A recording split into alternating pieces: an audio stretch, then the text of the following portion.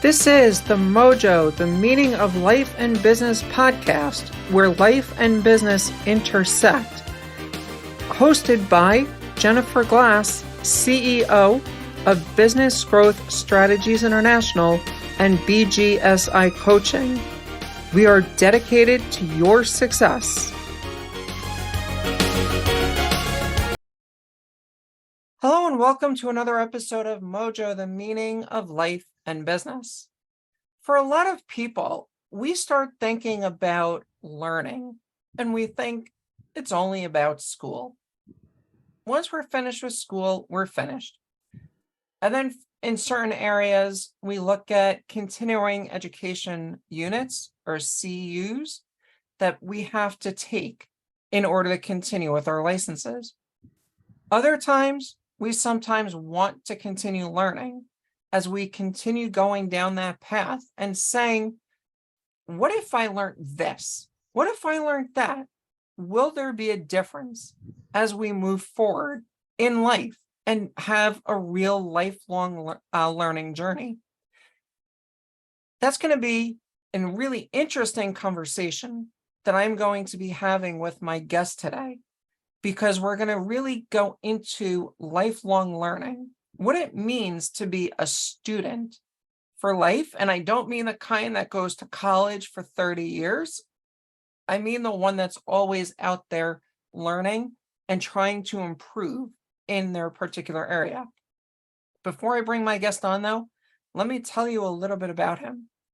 S.J. Barakony is an American entrepreneurial polymath with a boundless appreciation for people, entrepreneurship, liberty, and lifelong learning.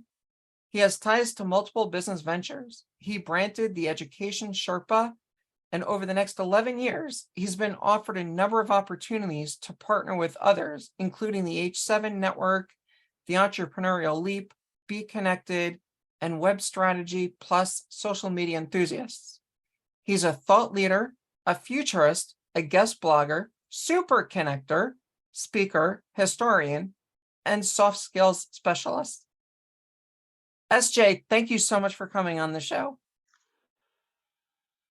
It's a pleasure. I believe, Jennifer, that serving, solving, and sharing is a great mantra, and I do my very best to,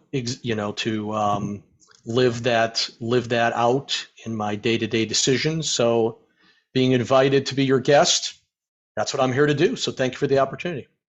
Thank you. And I love that serving, solving, and sharing. An absolute great mantra. And SJ, in your bio that I read just a moment ago, I said that you're an entrepreneurial polymath. But a lot of people may not actually know exactly what that is. Can you possibly tell us what an entrepreneurial polymath is? I'd be glad to, Jennifer. I will say, though, that I am not going to attempt to be a live action version of Wikipedia or of the Microsoft Encarta or the Encyclopedia Britannica. So I'm going to put it in my own words a little bit here, okay? Thank you. So the entrepreneurial polymath, poly equals many. So I am going to say many, as in many entrepreneurial paths or ventures, polymathic, okay? So in other words, I am not your typical, nothing wrong with this. I am not your typical person that you are going to meet at an event that says, I am the owner, founder, or CEO of fill in the blank. That's just not how my entrepreneurial journey has been. As you all kindly heard in the bio, yes, I branded and am responsible for the Education Sherpa, but then all those other things follow later. That is why, therefore, I'm a polymath, because I put a little bit of myself into a lot of different things, and it keeps me very intellectually young. I would say I probably am intellectually invigorated at the level of about a 20-year-old right now, even though I am just a little bit older. Thank you. So would you say that's more along the lines of what a serial or a concurrent entrepreneur would be, or would that be something different? Serial entrepreneur is different. I would say a serial entrepreneur is someone who has actually seeded or started every venture, him or her themselves, right? Thank you. So great contrast. I didn't even think to say that. So thank you for drawing that out. Is I, for a while, used to describe myself as a serial entrepreneur, but then the more I thought about it, I said, well, wait a minute. While I am part of the H7 network, while I am affiliated with Be Connected and Entrepreneurial Leap, did I start any of those? Do I have an equity stake? No. So can I really say that I serially started them? No, I'm actually not really being as accurate as I need to be. So for brand positioning and awareness, I believe that the polymath is the best descriptor. Great, and definitely appreciate the understanding now of what that term means. So thank you.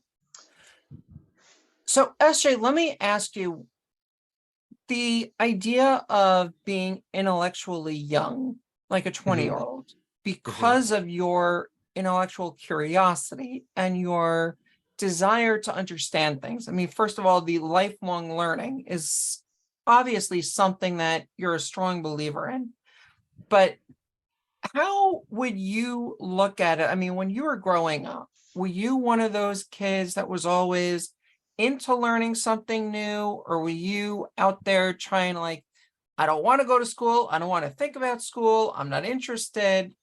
Tell me how you got to where you are. You know what might be the best visual, and again, this might be speaking to the a little bit of an older demographic. You know what the best visual to answer that question is? I was a self-declared Trivial Pursuit world champion. With the little schmitchicks going into the pieces. Yes. So of the 6 little pie pieces that you had to get in order to actually get to the point that you're able to answer the final question, I was usually almost always very solid with 4 of the 6. Then the other 2, it varied based on the question that popped up out of the box, right? But the desire to learn, the intellectual curiosity, even those last 2, which if I remember right, were the entertainment and the arts category, which I think are the pink and the brown pieces, if I remember right, at least in the original OG Trivial Pursuit. So I was intellectually curious enough and I was desiring enough to learn that I did my very best to score those, right? And if I didn't, my dad or my mom won that round, right? Every so often we would have a friend of mine would play too, but usually it was just the 3 of us. It was family game night, if you will. So that is the first part of my answer, is for those who remember or are at least mildly familiar with Trivial Pursuit, there you go. Now, the other piece of this is while looking back, I realized that I really wasn't deeply educated inside of a school classroom. I still enjoyed, for the most part, going to my classes. There was a few here and there that were a slog, and that was primarily because I divide knowledge into 3 very broad-based buckets. You have social sciences, deeply strong, love social sciences, anthropology, sociology, philosophy, economics, history, love them to death. Humanities, usually. But then when it came to classes that I wasn't the strongest, it was the physical hard sciences. And I was a little bit stubborn because I would take, like, for example, honors physics, and I had no business taking honors physics. That wasn't me. So that was a slog, right? But hey, I still got to go to an American amusement park, and we got to do live physics at the amusement park. So hey, I got something out of it. So we literally did physics equations on the roller coasters and such. So hey, even a class that I had to scrape and get through, and it was very, very difficult. This is in the era, folks, for your younger listeners, before all the distractions of social media and texting and all that stuff. even in that era, I still had to slog through because I can only imagine if I had one of those electronic leashes I probably would have been playing on, I probably would have had it confiscated, right? Because hard physical sciences just wasn't me. So the bottom line is once you get a sense of what really fires you up and makes you intellectually young, curious, divergent thinking, asking bigger questions, uncovering things, you can literally rewind the clock and become younger than you are chronologically. And that's what I've done. Thank you. So let's talk for those people who may want to be Trivial Pursuit masters, or they may want to get on that game show that you have to ask the question. How would you even go about helping somebody that is not used to being a lifelong learner? They're interested in what they want to know, but not necessarily in the, right, this is what we need to be knowing. I mean, again, Trivial Pursuit, like you said, it's the broad strokes, you know, this and that, and the trivia masters and whatever kind of That's game right. you're playing. But really being that lifelong learner is about more than just that. So how would we start even framing that perspective to be going down that direction? I believe in a concept where you take an element of what Stephen Covey taught us over 30 years ago in the 7 Habits. You begin with the end in mind. And then you also have to reverse engineer it to take it apart and figure out what exactly is your intellectual engine fired by. What are the spark plugs, right? What really gets you excited, right? So a little reverse engineering, a little begin with the end in mind, and getting below this, opening the car hood up, right? So when you use elements of those, that's a starting point. The next thing you have to have is a deeper understanding of yourself. Now, I am not going to come across on any podcast, including this one here, and say that a personality assessment is the end all be all. Humans are way too complicated to, puzzle out in one assessment. But it does help a lot to have a baseline to understand yourself better. So that's an early thing that has to be done too, is you have to know who you are. So I recommend a personality assessment, at least one, if not a couple, to have a better understanding, and then either work with someone that will help you to interpret it, or have enough curiosity to study the results yourself, right? Self-directed. So that's the second part. First, use those principles of reverse engineering, begin with the end in mind. Second is the personality assessment. And third, be very real with yourself. So go back to your classroom learning, which is not to be confused with lifelong learning, although there are some overlaps, and think through, maybe journal it out. What were the classes or the subjects or the projects that really interested you the most? I gave your audience, Jennifer, an example from my own true story background, right? Honors physics was not for me. But AP European history, on the other hand, top level. There was only like 25 of us in the class, 22 of us, top level history. I absolutely nailed that class and got, I think, 2 A pluses and 2 A's in the 4 quarters. Nailed it to the wall, right? What is your AP European history? What is your honors physics?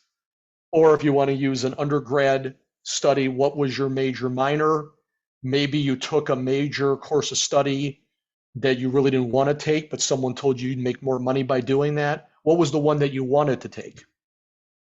Or if you had a second chance to re-enroll, what would you take this time? That's the third part of the puzzle. So you put all those 3 together, I think that's how you get there. Thank you. And I love how you bring it back to what you did in the classroom. I mean, for me, the poli-sci major, I theoretically doubled in history too, but they didn't allow me to count history because I used 2 courses as my correlates to my major. And then I had my business minor because I knew that I had to have some sort of well-rounded area. I mean, poli-sci and history, not going to do a whole lot if you're not going into law.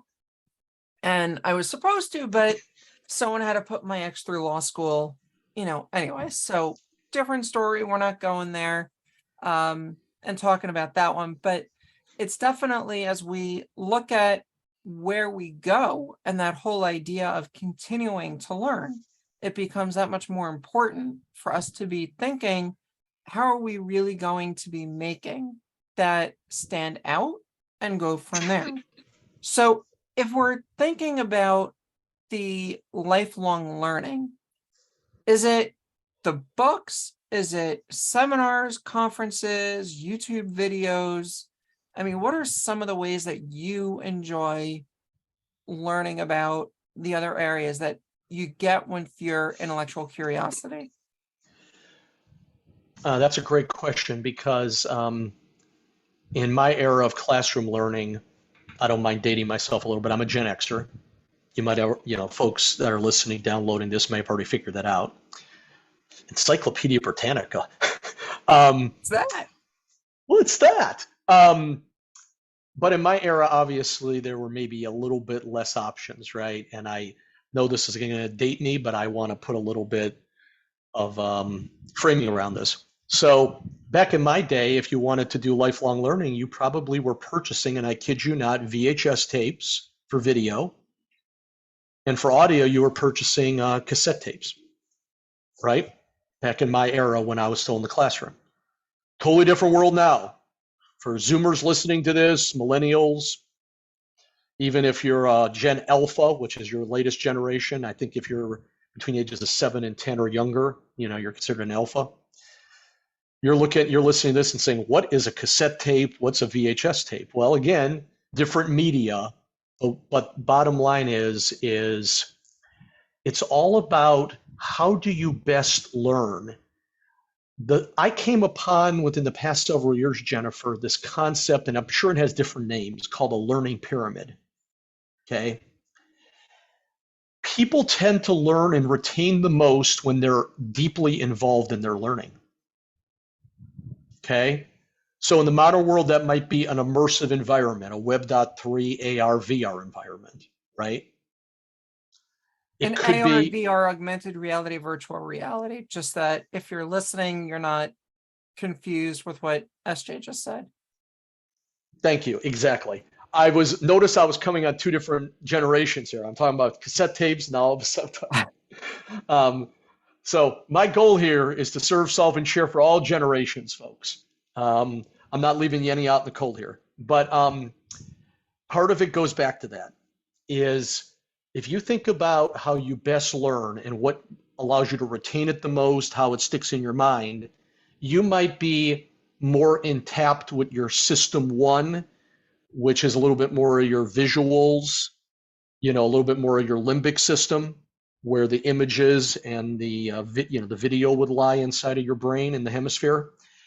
You might be more of a logical, word-based person in your neocortex, right?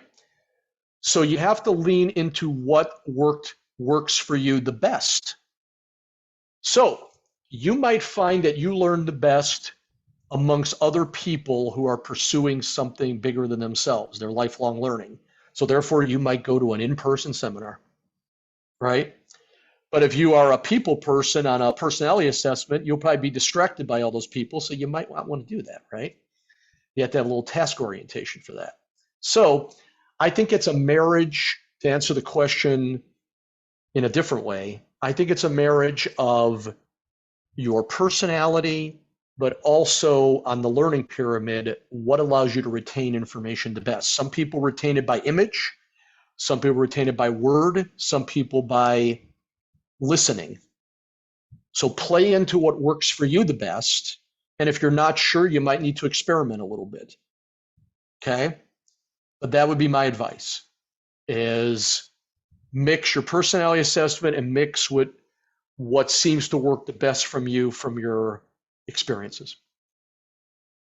Thank you. I know for me, if you're thinking about what you would personally do for you, and I would strongly encourage you, if you're listening now, think about what's really going to make sense for you. For me, being there in a live room is always going to be the thing that does it best for me. I have so many recordings of programs that I bought just sitting in my email that I need to still go back and actually listen to. Nothing like being there in person to make you start getting it and actually doing it, because you know if it's recorded, are you going to actually come back and watch or listen? And most of all, take action on whatever it is you're doing. That is 100%. Is if people were to get the results just by signing up for things and not putting it into practice, I don't know if I can support that, right? Because you can learn all day long, all week long, all month long, all year long, and then keep going from there. But if you're not applying it, if you're not using it to make a better version of yourself, a human becoming, right? Growth mindset, abundance, no zero sum game here when it comes to what you have in your head. You got to apply it. You might fail, but guess what? Failure, and I know this has been said many times, but it needs to be repeated because the school system still teaches it wrong. Failure is not the opposite of success. I would make a much better, stronger case that quitting is, right? And it doesn't mean that you don't quit things from time to time because, if you slaving away at something, it's not working for you. I don't want you to be doing that for 20 years and grinding your mental gears down to nothing, right? But at the same time, you have to have a little bit of an adult time frame, right? If you're expecting an Amazon Prime experience by applying what you learned through a video or through an in-person event like you like to attend, Jennifer, or whatever, if you're expecting something to happen overnight, I'm sorry to say the odds of that are pretty low. It's really, again, like we were saying, putting it into action and going from there. Um, I mean, I just going back on the failure is not the opposite of success. I recently finished a summit that I was running. Mm-hmm. And one of the times when I was speaking, I was talking about one of the Google founders. And unfortunately, I can't remember which one, but he said he'd rather fail fast than slow because he can learn from his mistakes and start over. One of the things I always coach my clients on is I say you have to have 7 strategies for every goal that you want to do. And when I say strategies, I don't mean tactics, which is a really big difference. Like Facebook advertising is not a strategy. It is a tactic of lead generation. Mm-hmm. So just that we're clear on what we mean by that. And where I go on that is that if we're trying to say 7 strategies, well, it sounds like an awful lot. But the whole idea is that if something fails, you can quickly pivot and move on to the very next one without losing time to have to go back and brainstorm all over again. Well, what am I going to do? And that's why the quitting sometimes is not a bad thing too. If you realize you're going down that path where it doesn't make sense, you have to figure out, well, how do I move on and change direction?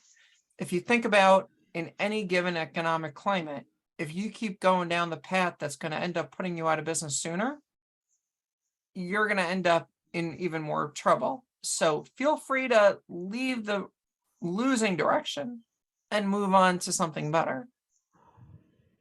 There's a lot to be said for that. I'd like to say, to maybe add a little bit more, framing to that, is to say this: failure is not the end of the road, and neither is quitting. Right? They have their purposes in time, and again, your natural personality style is going to play into this, but also And that's more of a little bit more of a microeconomic view, right? But on the macro level, things are changing very fast. And if you're playing with a 1990s playbook, let's just borrow the Microsoft Encarta example again. If you're playing with a Microsoft Encarta mindset in an environment where Wikipedia long since made them irrelevant, I don't think that's a good play, and you probably should quit, right? In fact, not probably, you definitely should quit. You see what I'm saying? So this is where lifelong learning comes into play because there's a lot of experiential learning going on, bite-sized increments. Time-based learning is becoming very obsolete very fast because that presumes that by sitting in a chair and being a part of some sort of a class, a seminar, or whatever, that just by being in there for a certain X amount of time, you're going to come out with X amount of result. And that's an old way, right? It's not going to last much longer. There's going to be constant drum beats for that to continue to change.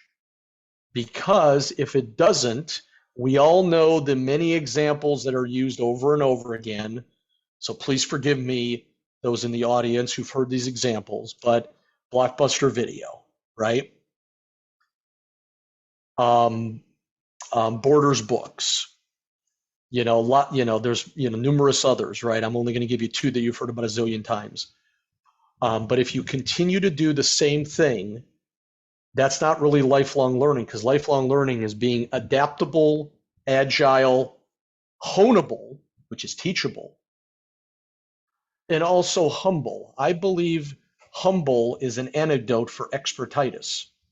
Because when you start to slip, usually quietly, into expertitis, you start to think you have all the answers.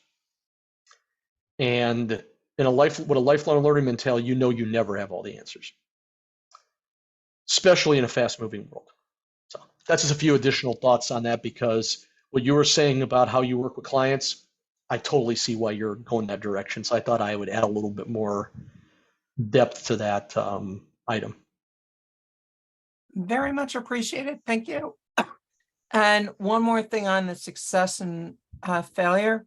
The great Winston Churchill quote, "Success is not final. Failure is not final. It is the courage to continue that counts."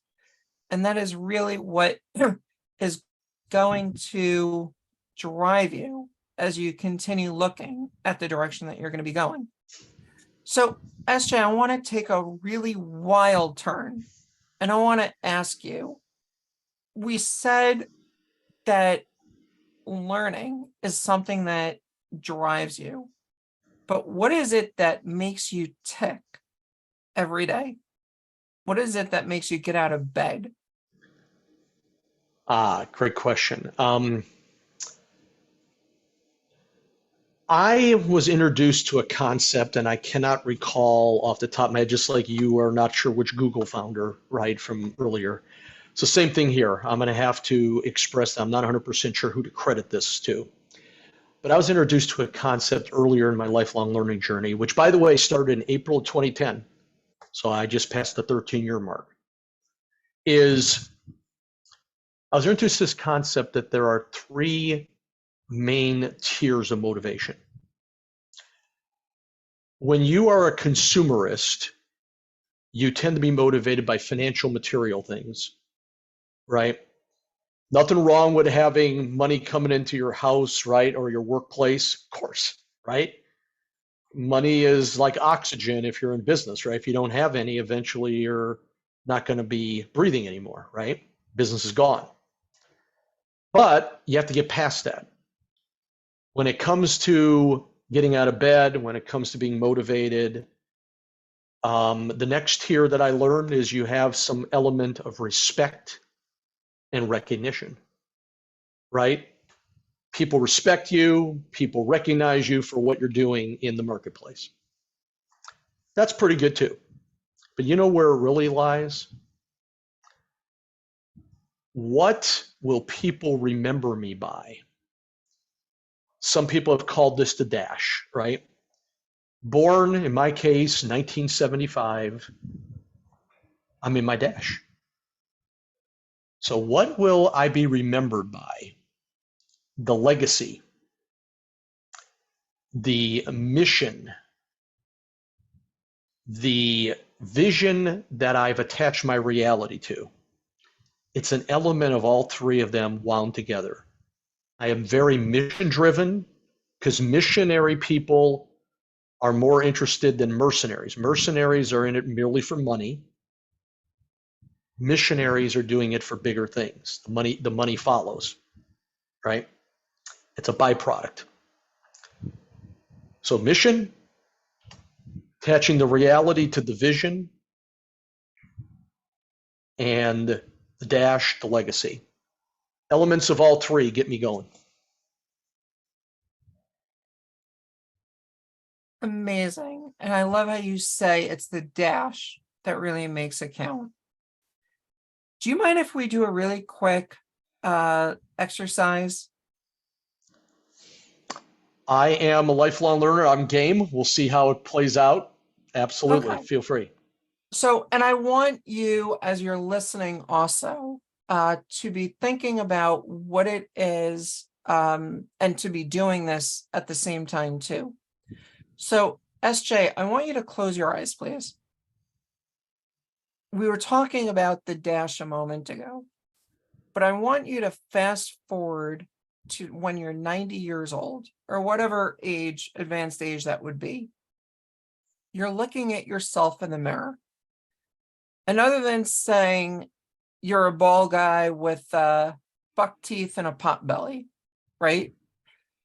Tell me who you are. What is it that you are? At age 90 or whatever proxy in there, I would say that I And by have the way, made, everything is in the past, not in the future. okay, so I'm looking backwards, You're everything's been looking back. accomplished. You're 90 Yeah, years old. yes. The rear view mirror. Great question.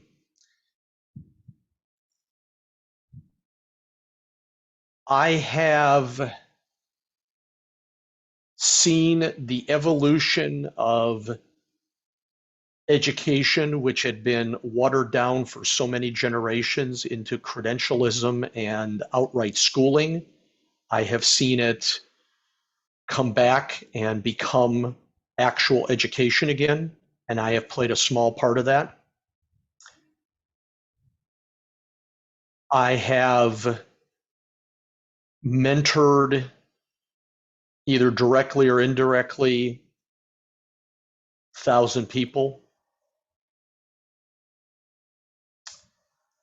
I have been a part of, in some way, shape, or form, either as a chapter or a whole book. I have been a part of 6 books.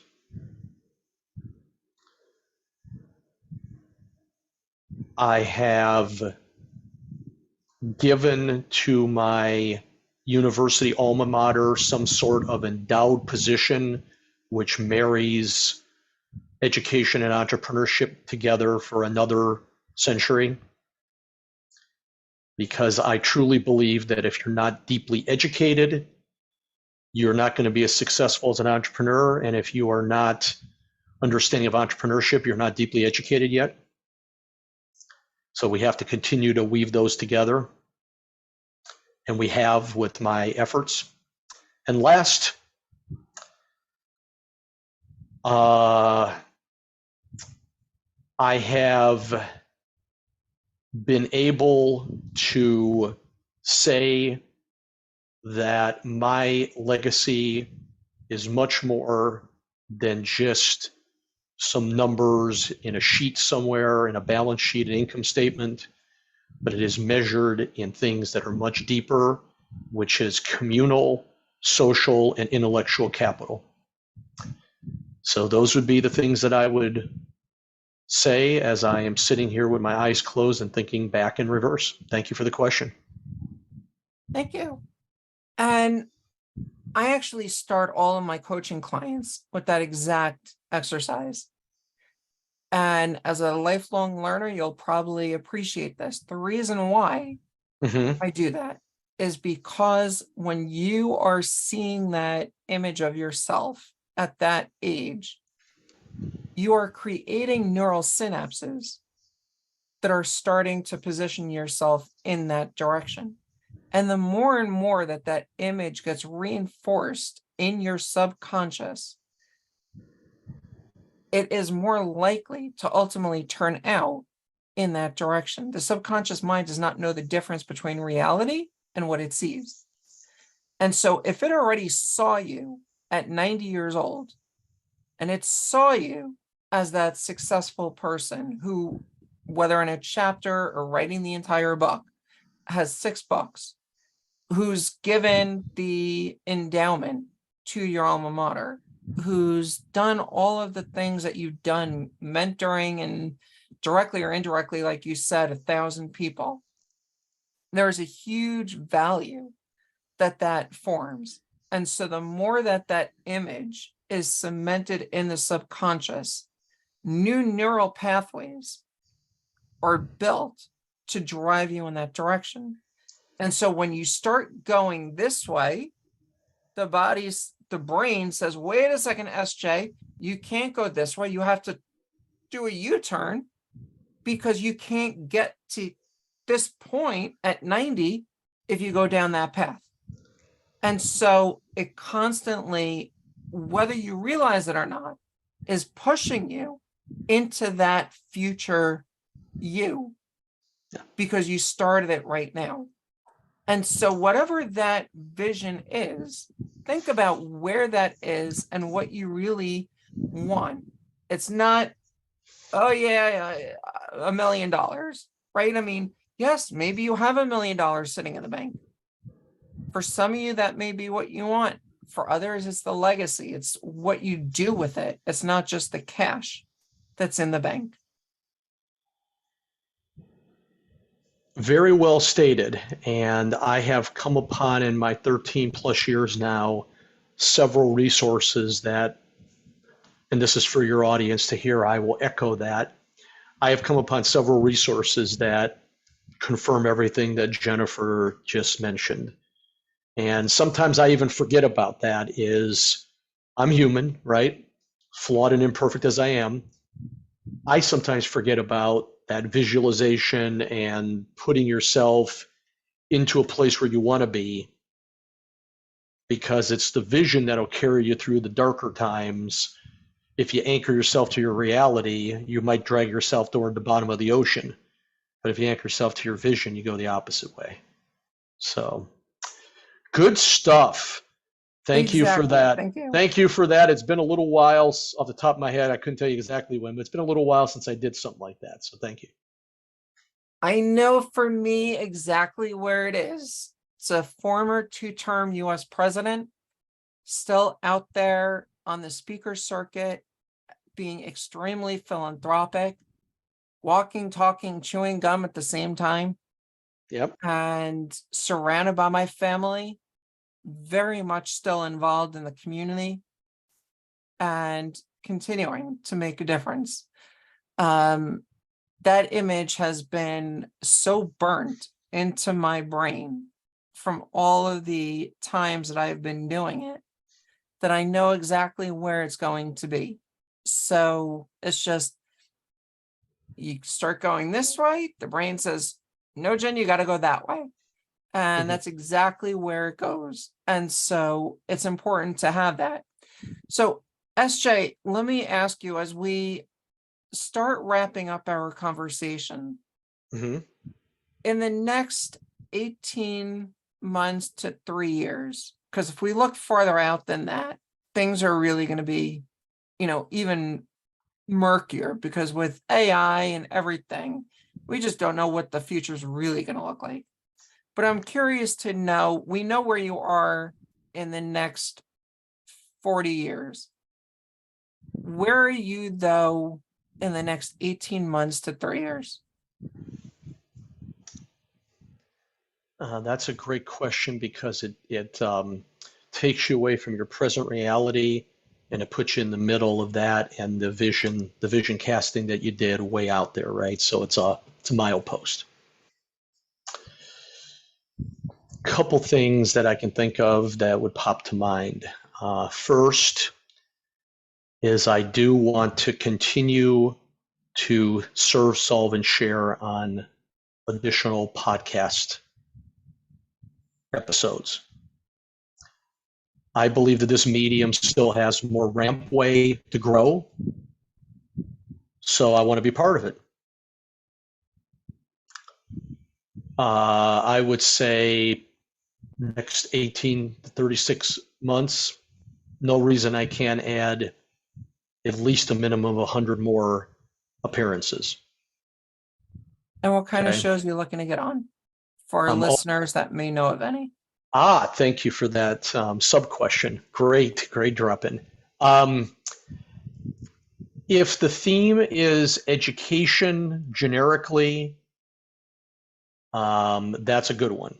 And I know there's a lot of different directions that can go. If you just look the word education up on your favorite podcast platform, you're probably going to get hundreds of thousands. But if the word future of education is attached to it, futurism, right up my alley. Another would be future of work. What's the workplace going to look like with all these things going on?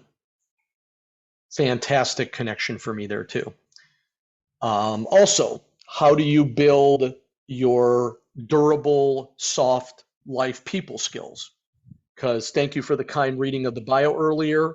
I mentioned near the end of it that I'm a soft skills specialist.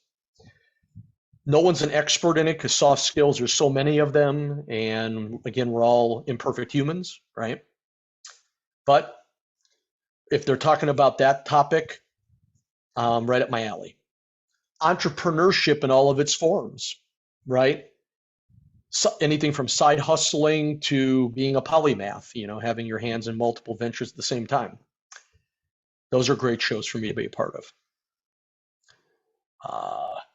I think those four, I'll lean on those four as that way right there. The four horsemen, or the four, or a better example, a better visual is what a lot of tables have 4 legs, right? A lot of chairs have 4 legs. There you go. Second would be in the next 3 years is to get that first book out there in some way, shape, or form. Ebook, chapter, something of that nature. Again, not because I want to see my name in print per se, but just because it's part of the legacy, right? I want to see my name in print for the right reasons is probably the best way to frame it, right? Not because I want to borrow someone's time on some, mass media show, but I want to do it again to leave something behind for generations after me. And then the third thing I point to keep this higher level in the next 36 months, roughly, 1836 would be, I want to continue to work on the branding and the reach of what the Sherpa can do, the education Sherpa, because that's the closest thing I have, because it is my original idea, to being the owner founder type modality, right? That is where it all started for me. I originally started as a side hustler gigger. This is my 5th iteration of what my legacy is all about. So you made that great point earlier that strategy and tactics should not be considered the same thing. I agree completely. It starts with a culture of lifelong learning. It starts with a vision where you attach your reality. Strategies play into that, and tactics play into strategies. Those are the 3 things I will leave your audience with. Thank you. And one thing, SJ, and for all of my loyal listeners, think about, if you are doing podcast interviews, using some of that as the basis for a book. You have all of the content that is yours with your answers. You have all the chapters built based on having the questions that were asked. So if you're thinking about writing a book, start looking at what is it that you already do? Where have you spoken? What have you spoken about? If you're recording videos, you can transcribe the videos and you can put that as a book. You can combine it into an even bigger book if there's similar related topics in terms of what you're talking about. And so how you get from there in terms of education, like you were talking about in the future of education, you can take this and start looking in that regard. How do you put that into a book? And whatever it is, my really good friend, you listener that's out there, thank you again for listening. Think about what is it that you have been doing? Same idea. The more that you know exactly where you are, easier it's going to be for you to move forward. So, SJ, let me ask you, people heard so many great things during our conversation today, and they want to reach out. How do they find you? I appreciate the opportunity. Offline earlier, Jennifer, we talked through some, Web 2.0 and 3.0 stuff, right? What is this platform? What's that? How does it play in? So since I am a futurist, I have withdrawn from a lot of the Web 2.0 stuff in preparation for being on 3.0. But I also realize that you cannot completely leave something behind because you still have the masses out there that aren't completely there yet, right? So I am sticking with a couple main anchors to that world that a lot of my generation, millennials grew up in, even boomers. I'm always accessible by email, so I will provide the email address for show notes. I also have a digital calendar scheduler where people can book a little time with me just so we can get to know each other. That will result in a Zoom, unless you tell me that you want to be on another platform, or if you want to go real old school, we can even do a phone call, right? Third, even though it's the oldest Web 2.0 platform, it's the one that I, at this moment, trust the most, even though it has its warts and flaws like the rest, is you can find me on LinkedIn under my name. And I also have a business or company page called The Education Sherpa. So email, scheduler, LinkedIn are my primaries. And the last thing is I've been experimenting with an AI-based landing page, which I think it might be where websites go in the future, to be determined. It's a very malleable thing. It's, if you've ever heard of Linktree, it's a version like a Linktree, but it's called Beacons. So I have a beacon site. So those are the four where you can find me. Thank you. And thank you again, SJ, for being my guest on the show today. Well, again, I appreciate the opportunity. And if I do hear from you through any of those four means or a combination, it's a pleasure to get to know people and see what I can do to serve them, solve with and for them, and share with and for them, right? So thank you for giving me this platform to do that, to live up to my mantra.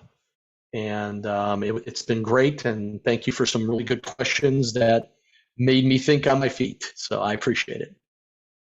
Thank you. And so as we wrap up our conversation today, you really want to be paying attention to how do you continue growing? One of the famous sayings is, if you didn't change or learn something new today, you died.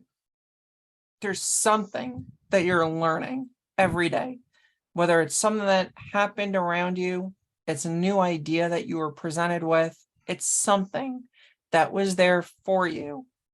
The gift that we're all given is the ability to learn something every single day. We wake up in the morning, there's something there for us to learn. If it's just talking to a friend and finding out how their day went, it's learning something. It may not be the useful learning. We were talking about Trivial Pursuit earlier in our conversation. Not all of that is extremely useful knowledge. There's so much that we have. I had a friend in college who used to always say that he was one of, the trivia masters as well. And at some point, SJ, maybe it would make sense for the two of you to meet, have a good game of Trivial Pursuit. But when it came down to these ideas, though, it's really, what is it that we're going to do? If we understand history and we understand how it happened in the past, we can apply that to the future. There's ways that we can take the learning that we do, whether we own a business, we work for a business, even if we're retired, there's ways that we can take that learning to still do more to impact those around us. One of the things, and again, it says, if we don't learn our lessons from history, we're doomed to repeat them. Let's work on understanding what our history is so that we don't repeat them. Let's work on understanding how different things work. Maybe you're not the mechanical type, but if you understand, though, how something works, you at least have a greater understanding at some of the things you want to be careful of. I was having a conversation yesterday about electric cars and the possibility they may get hacked. Now, whether they may or may not is not the point, but it was an idea that made me think. SJ said a moment ago, I made him think on his toes with those questions that I was asking him. We need to exercise our brain. It is our biggest muscle that we have, and we need to keep it young to avoid dementia and other brain-related aging problems as we get older. The more that we can really be paying attention to things around us, learning, trying to do those things that we can do to keep our minds sharp, the better off we can ultimately be. It's my hope that as you continue listening and learning from this show and my guests, that you're going to continue getting even more ideas, and I'd love to see where it's going to take you. On that note, this has been another episode of MOJO, the meaning of life and business. Thank you again, SJ, for being my guest. Until next time, here's to your success. This has been another episode of MOJO, the meaning of life and business podcast. If you like what you heard, please consider leaving us a review, liking us, or reaching out to us. You can contact us at bgsicoaching.com and let us know what you think. Thanks so much again for listening.